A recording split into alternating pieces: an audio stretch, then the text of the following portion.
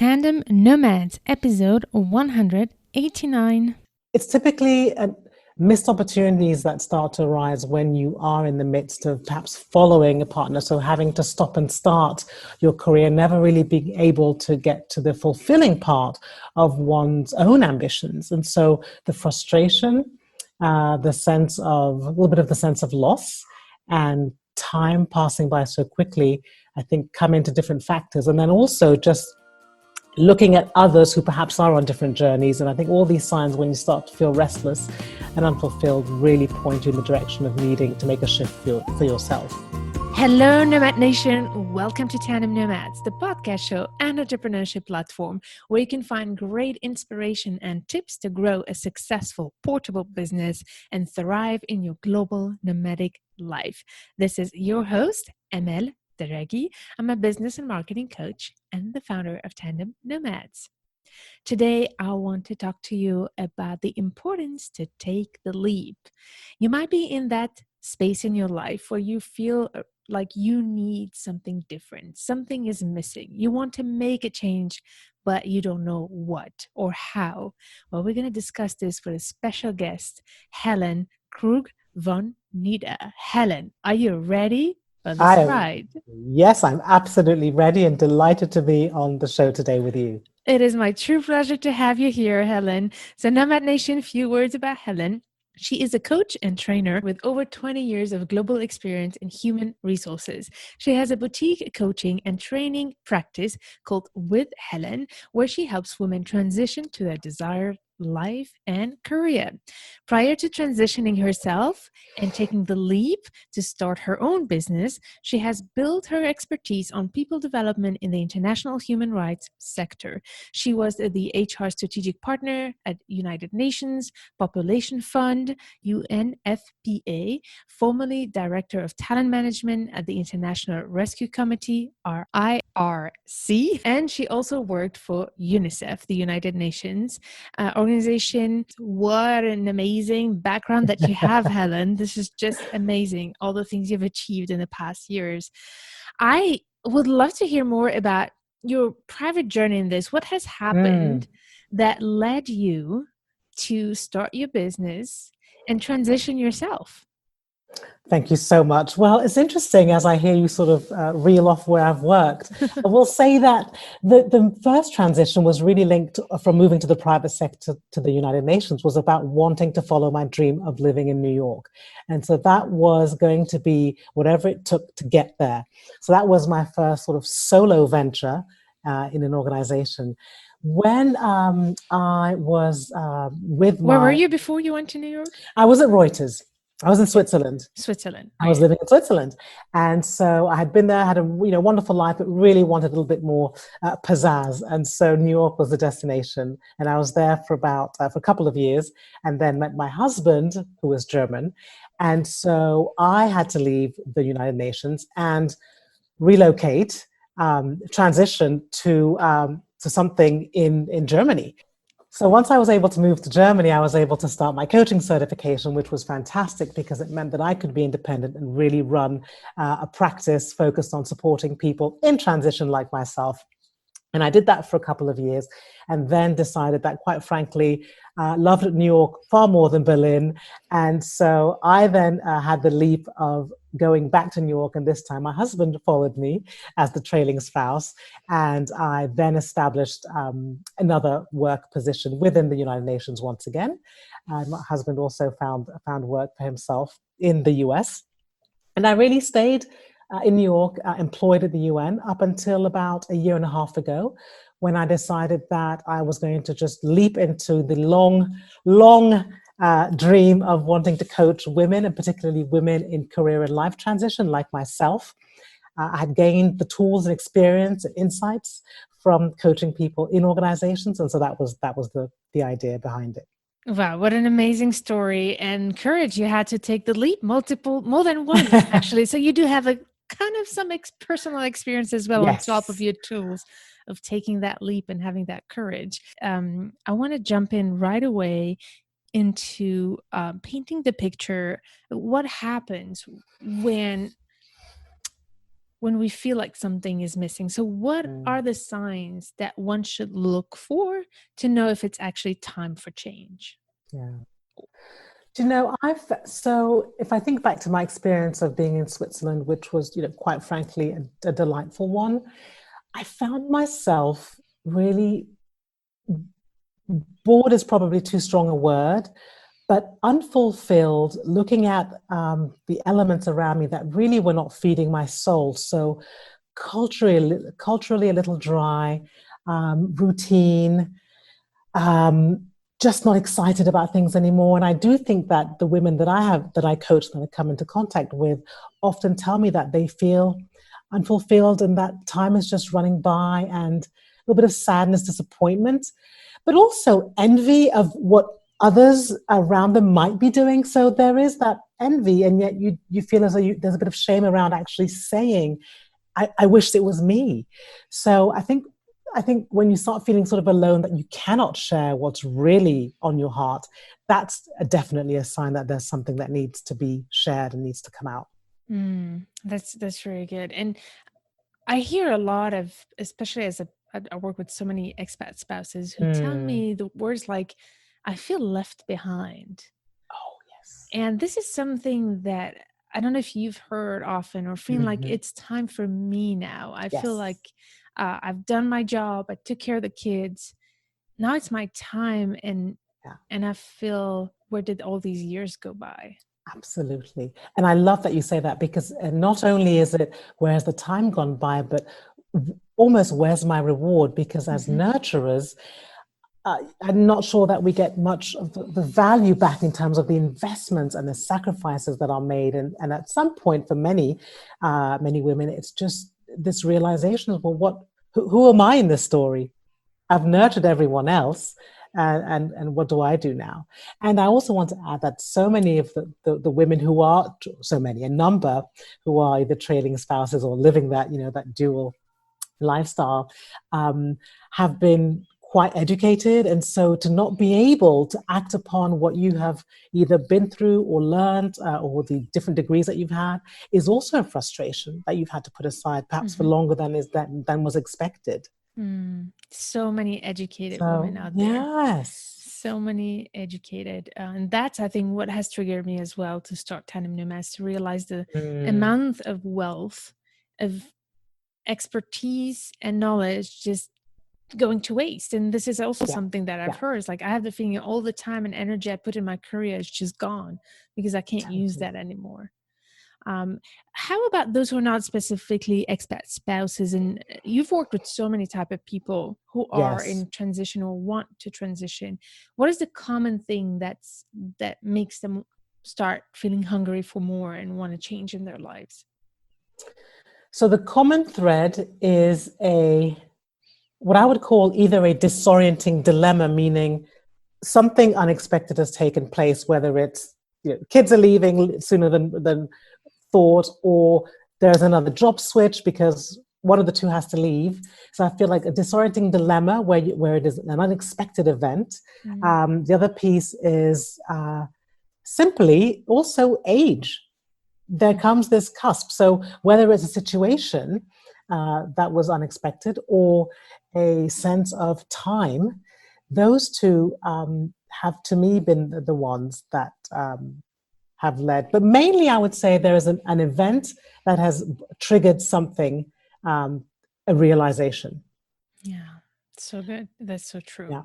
Yeah. So once we have analyzed it, we are in that space where we feel like we need a change, and probably have as well feel a lack of purpose, like something is missing and we don't feel completely fulfilled anymore. So what I realize is that what I've heard many times, like, okay, I know that something is missing. I know that I want to change, but I don't really know what I really want. So what is, like, we know we need a change, but we don't know what. So what would you recommend to help those who really want to know what they really want out of this life? Yeah, so that is the eternal search, right? The eternal meaning of life. Maybe So not that the whole life, but at least this next transition. the next transition. So if I could answer that, looking at some research, if that's all right, Yeah. around some of the work of Dr. Bayatsis, who is a professor of neuroscience at Case Western University and an organizational psychologist. So Dr. Bayatsis studied change, desired, and sustainable change, because people want to change or do something different, but whether you can stick to it is a different matter.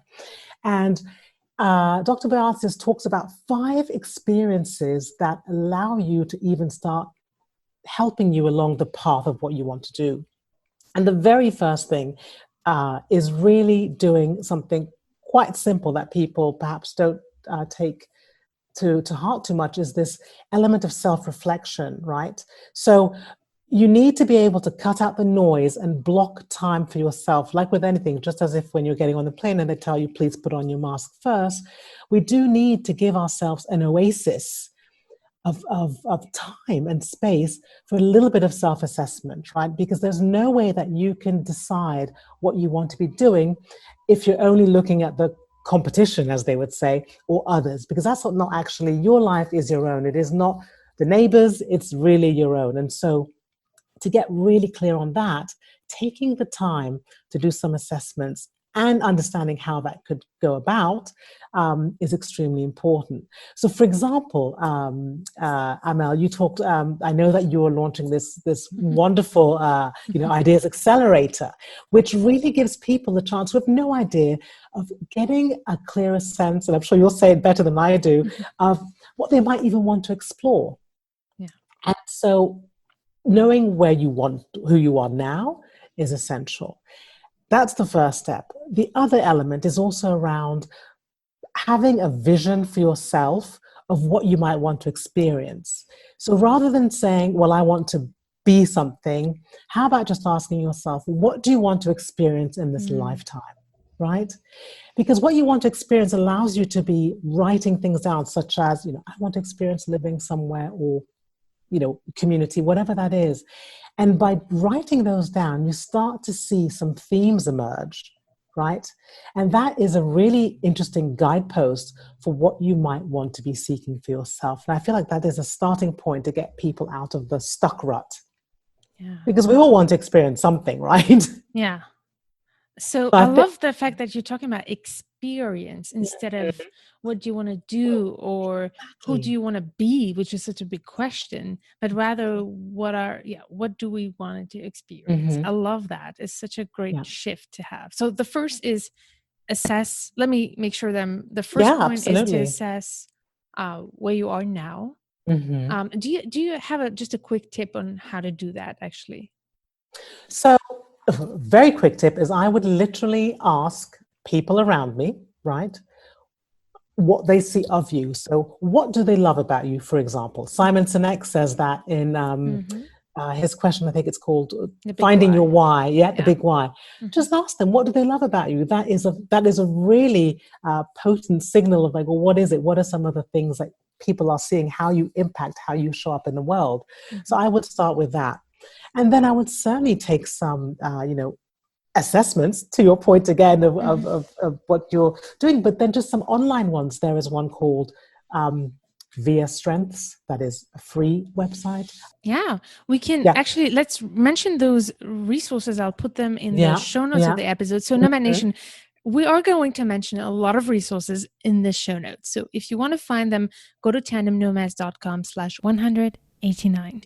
And you find these resources. So could you say that name again? Yeah, so there's so it's called the VIA Strengths Test, which is a character strengths and values freebie.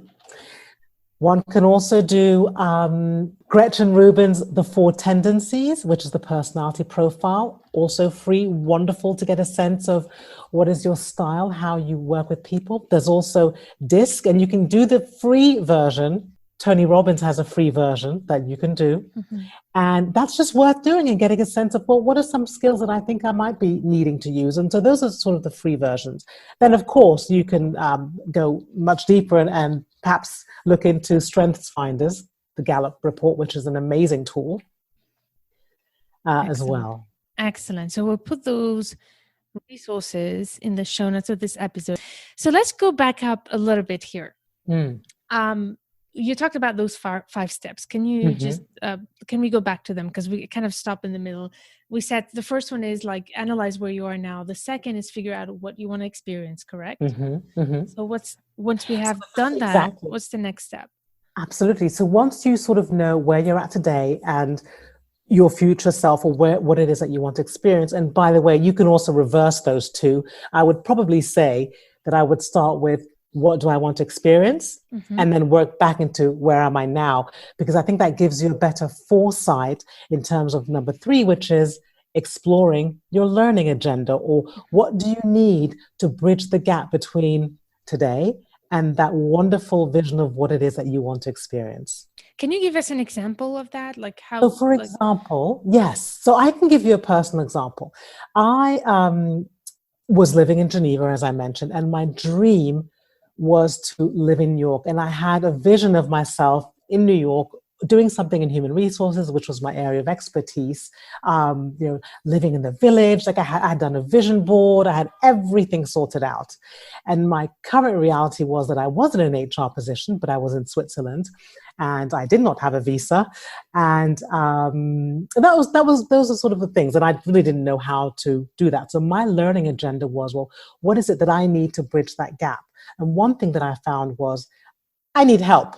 I need someone to hold me accountable for my journey, because I am surrounded by people who maybe might kind of start to rain on my parade. Like, why would you think of moving to New York? You don't even know anybody. You've never lived there. You're not American. And I had that.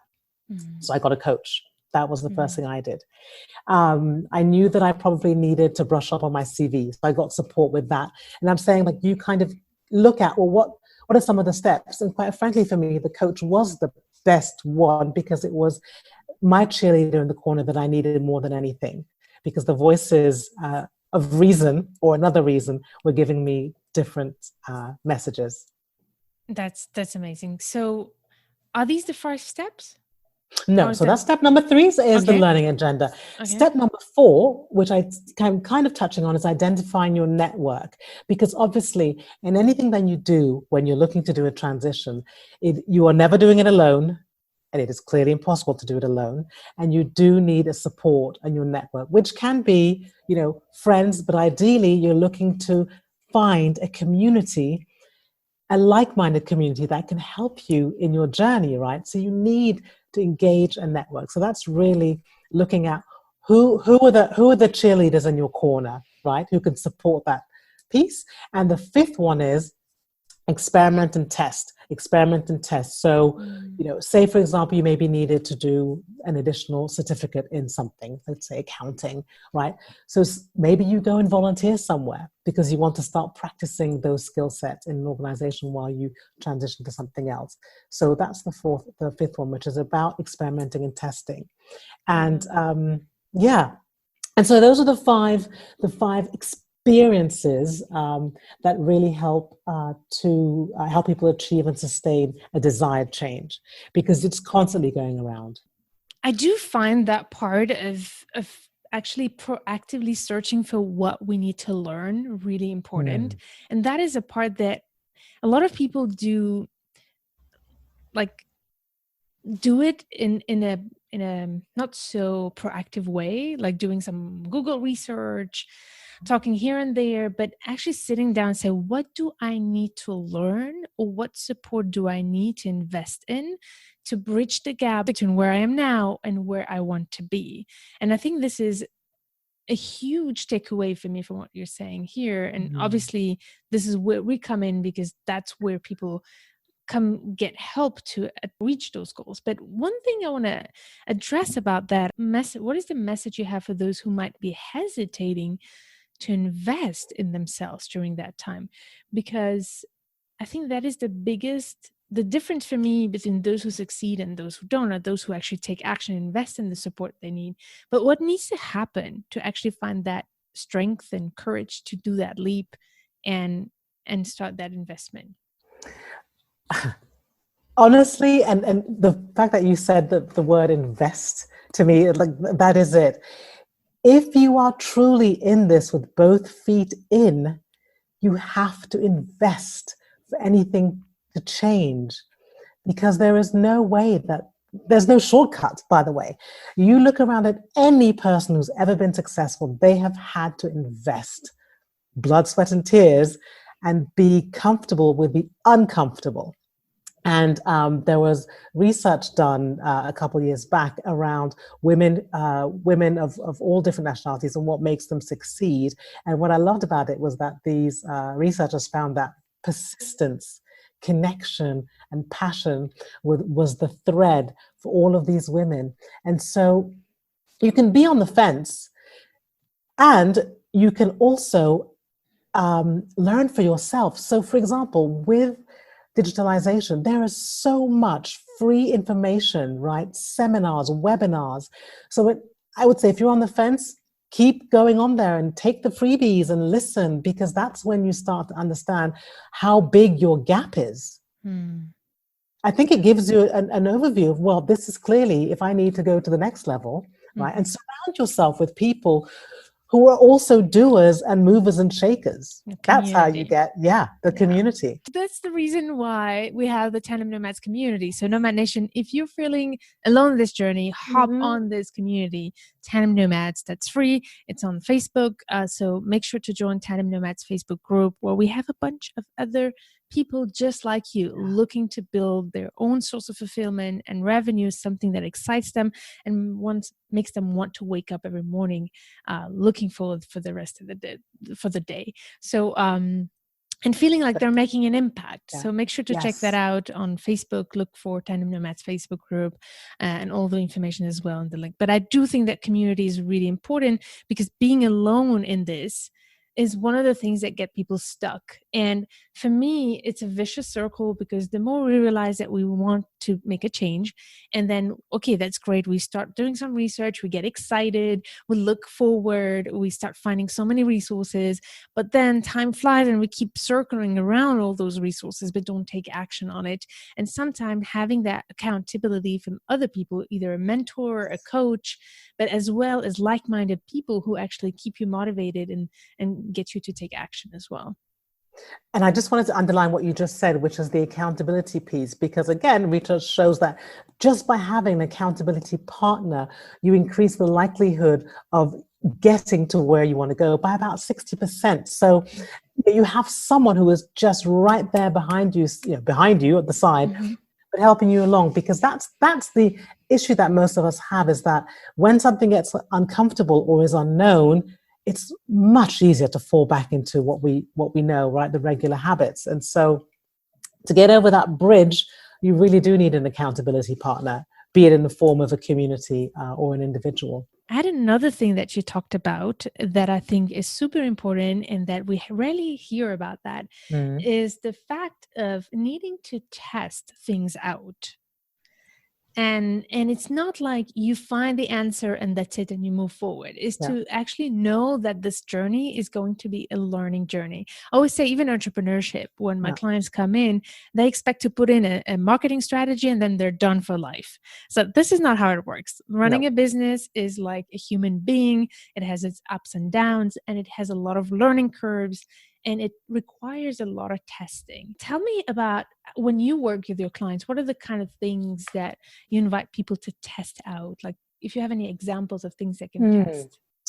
Well, actually, when I work, so I run these career boost camps, right, which sort of brings in women together in sort of groups of eight or less, to really work on that piece around the next career step that they want for themselves. And what I found, and I don't want to take the credit for it, because again, to your point around, it's women from completely different sectors or different walks of life who come together and bring out extraordinary insights. And I noticed that as a community, we helped, or I've helped facilitated the conversations around how do you start doing things incrementally. So, for example, one of the women in my recent career boost camp has a company called L'Artisane, which is a candle making, but she's a lawyer by day. And she wanted she wants this to become the thing. And so she started just, on the side, we said, well, how about you just reducing your hours, maybe doing a 4-day week, or 4.5-day week rather than 5. Like, could you speak to your director about that? And it was things like that she never really thought about, because I guess the way she thinks was much more practical. And that was the piece that helped her actually get off the ground. And now she's way more visible. Check her out on Instagram, L'Artisan. L'Artisan. I actually think I heard about her. Beautiful. Nathalie, she has beautiful candles. So amazing. Shout out to her. I've had women go back to writing, who were authors in another life, then forgot about it. So it was like, well, how about you just send me your blog every week? We don't have to post it, but I just want to see it. And there are others who've taken bigger leaps. But again, it's about just see how it feels. At least submit something. Mm-hmm. Feel awful. Just do it. Exactly. And the other piece that I always tell my coaching clients is, the minute you've decided you want to transition, or you're ready for a change, is a long way to where you're going to be. So patience is another element that is key, because just because you want it now means it's just the start, which is great. Have the patience to know that it is a windy road, and this thing around like testing is part of it. I launched with Helen last year, but I also want to say that I had already been a consultant and coach 8 years ago, so I knew what I was getting into, and so I had done my testing, and so to launch it this time around was a lot easier. And the key word here is expectations and patience. And I think that is the biggest thing that I think once we are ready to take action, then we realize, oh my God, this is taking so much longer than I expected. And the frustration turns into more sorrow and more pain, and having the feeling we're not moving forward. And I think that's a really important message that you're sharing here. The importance to actually expect it to be part of your journey. So there's a difference between, I think, testing and strategically testing with an action plan versus like just doing things to have the feeling you're doing something. These are two different things. So when we're saying try out, do something, try to have a plan. Just don't do things in every direction. For example, when it's about volunteering, I used to talk to clients a long time ago when I started Tandem Nomads that would volunteer in every direction and do everything and give away her time and talent to do cooking, to do if you're a financial expert, you can help an organization do their bookkeeping, for example. So you need to be strategic about that. And if you don't know what is the plan that is the right for you, that's when you need to invest in the help to build that plan, so that when you test, you're testing strategically in a way that you don't lose time and energy in the wrong direction. And that's one thing that you can see fires me up. Totally. Because I'm like, so much, you must have seen it, like so much talent wasted in doing things without any plan. Scattered. When you have the scattered approach, it gets you nowhere. And it is part of the testing. So immediately, okay, if I want to do the volunteering around finance, then I need to be in this funnel, not in every funnel, because we can't be everywhere, and then we're nowhere. Yeah, I love that. This is such a good point. I love that you brought that up. So now that we covered, is there a place where you recommend us to go find these 5 steps to get to know more about them and try to implement them? Yes. So the research came out of Dr. Beatis's work, and I'm happy to, of course, share that resource. His theory model, based on complexity theory, is called the intentional change model. And so that is why it is seen as 5 experiences that one goes through for sustained change. And those 5 are the ones that I mentioned. Where you are now, where you want to be, what is the learning agenda, who is your network, and again, experimenting and testing.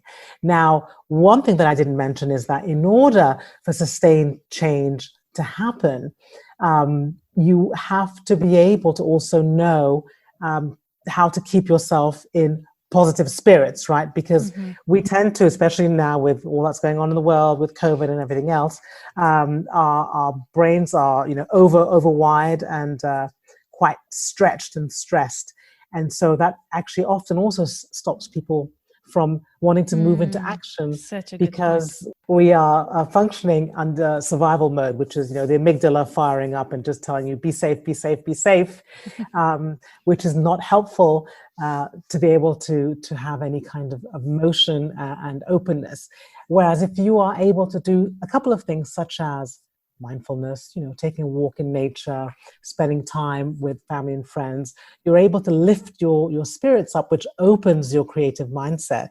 And Dr. Beata has done a lot of work around that, just making sure that you do engage in things that make you feel stronger and more connected with yourself and others as part of the learning process. This is so good that you brought that up, because this is a time where a lot of people don't dare to take action and to make commitments because there's so much uncertainty. And self-care is for sure the first place to start, but also realize that there will always be something that will be a good reason to not get started, for sure. So I did realize, actually, since this pandemic started, that a lot of new projects started, and finally there is the space to actually do it for certain people. For parents who homeschool, that's another story. There's a lot of it. But a client told me, you know what? Yes, homeschooling is strenuous, but at the same time, my partner is now at home, so why should I be the only one who's taking care of it? Right? So, and that's another thing, making ourselves a priority and making our project a priority is something really important. And I would like to see what you have to say about that, because a lot of women, especially those who are not working, don't dare to put that dreams in a priority because they're not the breadwinner. So, for example, saying, I need that 4 or 5 hours per day to work, and you need to take care of the kids, is something that a lot of them don't even feel like secure to do, because they feel guilty to ask that from the working partner, or even investing in themselves. We talked about it. So what do you have to say to those who need that push to make themselves and their dreams a priority? So I would say, quite honestly, that it is always possible, I would imagine, for people to carve out, let's just say, 15 minutes a day, right? What we're saying is it's one small action at a time. So give yourself baby steps. Can you find 15 minutes where you take that, you block off that time? 15 minutes for 7 days is already a bit of time right there, right? And could you use that time either to journal or to have just a creative flow of ideas? But journaling, as we know, has been known to be extremely effective in mindset, in giving you creative agency to be able to be thinking about that. What we're trying to do is just allow yourself a little bit of time, especially if you don't have that much time. But everybody has 24 hours in a day. So how do you use your blocks of time? And I think it's about negotiating and asking for that piece, or then do you get up 15 minutes earlier? Or sorry, can I also say, perhaps cut down on social media and all of the electronic tools, because however much time you spend scrolling, you could have spent, doing something different. Amen to that. Right? For sure. For sure. But I guess being decisive and knowing that this is the right thing for you to do, I think that's where it starts. Like you said, when you really want, you wake up earlier if necessary, you stop the things that are not important, and you actually, I think, what you're saying to me now, it's basically, if you want to convince other people that your dreams matter, you have to first be convinced yourself and live it. Absolutely. And quite frankly, because no one is going to do it for you. And as we know, it's all about agency. So if you're not convinced, then this is why you're going to stay where you are. If you are convinced, then it's about also making sure that you have others around you. As Dr. Beata, actually, it wasn't Dr. Beata who said it, but I heard it on one of his talks that said, surround yourself with people who hand you back your dreams with encouragement. Wow. I just love that. This is what parents typically do. Typically, if you're lucky to have the kinds I'd like to do that. This is amazing. I love that. So, okay, so let's say we are that little last thing I think that stops people from taking the leap is the fear. I got so many messages telling me, oh, I do want to start a business, but I'm so afraid. Basically, the fear of failure and the fear of not being good enough. So how do we go over that fear in order to take the leap? So do you know that there's a great acronym for fear, which is false emotions appearing real, right? Exactly. I love that right? one. Which is such a great one, because you really have to think about it and ask yourself, is it true? The fear is real because we are feeling something, right? But I think we have to separate emotions from the feelings and really go through and ask ourselves, what is the motivation? Because at this point, it's typically the inner critic, the imposter, whatever that is. What is the motivation of this fear, right? I think if you ask yourself, what is the motivation of whatever that is? And what are the emotions that I'm feeling as I think about this dream? So if you can kind of disassociate yourself and then start looking at it from afar, I think that's one step, because you can actually do it rationally without being in the fear, right? Identifying those emotions and identifying them, and because I think if you can name them, it's like, okay, this is insecurity, or it's this. Like, well, then you can actually talk about it because you can see it. Yeah, and embrace it as well. I think like for me, failure is part of the journey in a way. If we look at it as a learning step, like each mistake is actually a way to move forward. And without the mistakes I've done in my past, I wouldn't be where I am. And I have a very good example for that, and actually goes back as well to what you said before about testing. In the Business Idea Accelerator, we talk about how to test your market, which means that it is possible that at the end of the test phase, we realize that this business is not viable.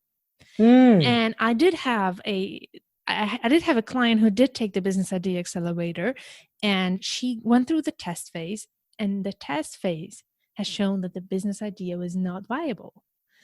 And what I loved about her is that because she had known that this could be possible and it's part of the journey, she was really excited. And I was like, she's going to think that she just failed. And she was like, no, I actually learned so much about how to test a business idea, how to evaluate if this is the right business idea.